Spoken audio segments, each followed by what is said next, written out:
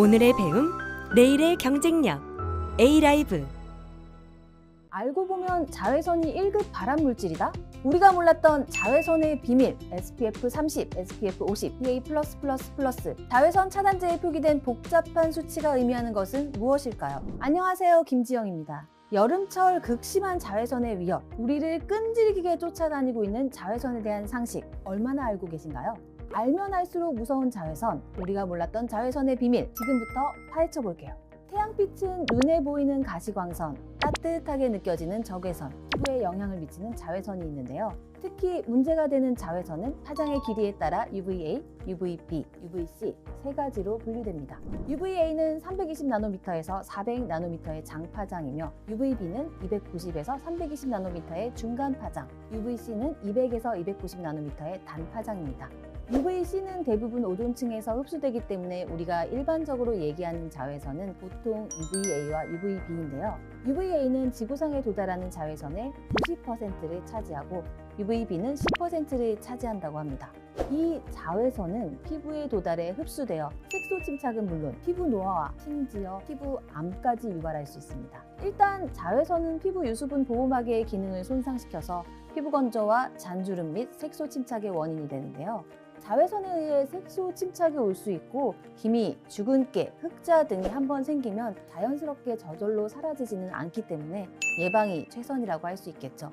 자외선 중 UVA는 우리 피부의 진피층에 존재하는 두 가지 단백질인 엘라스틴과 콜라겐을 파괴시켜 탄력을 저하시키고 주름의 원인이 되기도 하는데요. 자외선이 우리 몸에 미치는 악영향은 비단 피부 노화뿐만이 아니라 백내장과 망막 부종, 변성으로 인한 영구적인 시력 장애까지도 유발할 수 있습니다. 표피에 닿은 UVA는 피부 지질 구성 성분을 손상시켜 피부 장벽을 약하게 하고요. 이후 UVA가 표피층의 가장 안쪽 부분, 기저층을 자극하면 피부는 UVA에 대한 방어 작용으로 멜라닌 색소를 생성합니다. 이 멜라닌 색소 자체는 피부에 해롭지 않지만 기미나 잡티 등을 유발해 시각적으로 늙어 보이도록 만들 수 있죠.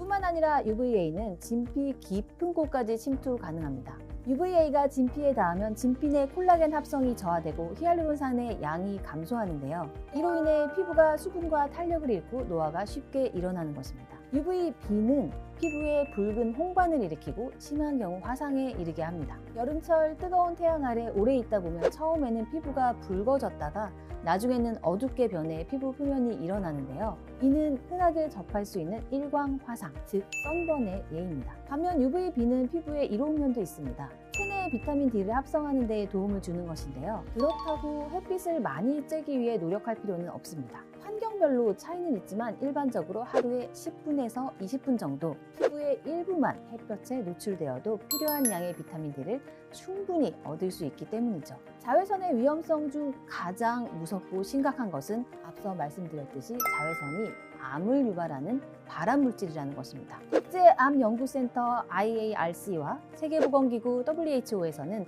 모든 자외선을 1급 발암물질, 즉 암 유발이 확인된 물질로 분류하고 있습니다. 특히 태닝 기계와 같은 인공램프에서 발산되는 인공자외선은 자연 자외선보다 그 방출량이 2배 이상 높기 때문에 인체에 미치는 유해성이 상당히 높다고 미국 피부학회에서 발표한 바 있습니다. 게다가 자외선은 피부에 침투해 약 72시간 동안 우리 몸속에 잔존하면서 활성산소, 즉 생체 조직을 공격하고 세포를 손상시키는 산화력이 강한 산소를 증가시켜 피부 노화를 가속시키며 여러 가지 질병의 원인이 되기도 하고 심할 경우 암의 원인이 되기도 합니다. 그렇다면 어떻게 하면 이토록 유해한 자외선을 잘 차단하고 자외선으로부터 피부 건강을 사수할 수 있는지 알아보도록 하겠습니다. 여러분은 자외선 차단제에 표기되어 있는 SPF와 PA 지수가 무엇을 의미하는지 알고 계신가요? SPF는 Sun Protection Factor의 약자로 UVB를 차단하는 정도를 의미하며 이는 자외선 차단 지속 시간이라기보다는 자외선 차단량이라고 이해하는 것이 맞습니다. SPF 지수라는 것은 자외선 차단제를 발랐을 때와 바르지 않았을 때 홍반이 나타나는 시간을 비교해서 숫자로 표기한 것인데요. 그런데 사실 홍반이라는 것 자체가 그 발생 시간이 개인에 따라 차이가 크기 때문에 홍반을 단순화시켜서 시간의 개념으로 적용해서 홍반이 나타나는 시점을 모든 사람에게 일반화시켜서 적용하는 것은 상당히 무리가 있다고 볼 수 있습니다. 예를 들어 SPF 50이라는 것은 SPF 1에 비해서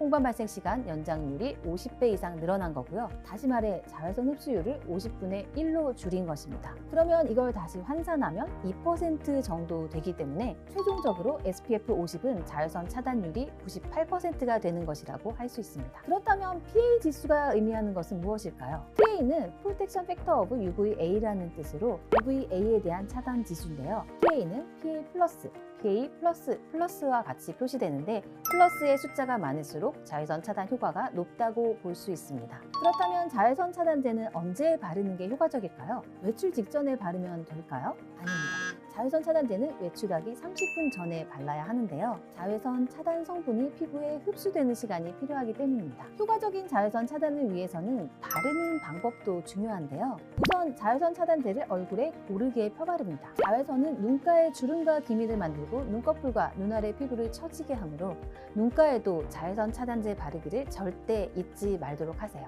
눈 아래쪽의 광대뼈는 콧등 이마와 함께 자외선을 가장 많이 받는 곳입니다. 피부층도 얇고 피지 분비량이 적어서 기미와 잡티가 생기기 쉽죠. 스킨케어 제품들을 바르신 후 파운데이션을 바르기 전에 눈가부터 꼼꼼하게 자외선 차단제를 발라주세요. 그리고 자외선 차단제의 유통기한은 개봉 후 1년이므로 개봉한 지 1년이 지나면 그 기능이 상실되기 때문에 폐기하는 것이 좋습니다. 그런데 자외선 차단, 햇볕이 강한 날, 낮 시간에만 하면 될까요? 아닙니다.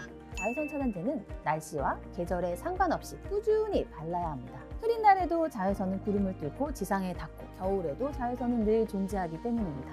특히 UVA는 UVB와는 달리 1년 12달, 일출부터 일몰까지 고르게 피부 표면에 침투하기 때문에 겨울철이나 새벽, 초저녁이라도 방심해서는 안 됩니다. 뿐만 아니라 장파장인 UVA는 유리창을 통과해 실내까지 들어오기 때문에 야외 활동을 하지 않고 실내에만 있을 때도 반드시 자외선 차단제를 발라야 한다는 점 잊지 마세요. 지금까지 자외선의 종류와 자외선이 피부에 미치는 유해성 및 자외선 차단 지수의 의미, 올바른 자외선 차단법에 대해 상세하게 알아봤는데요.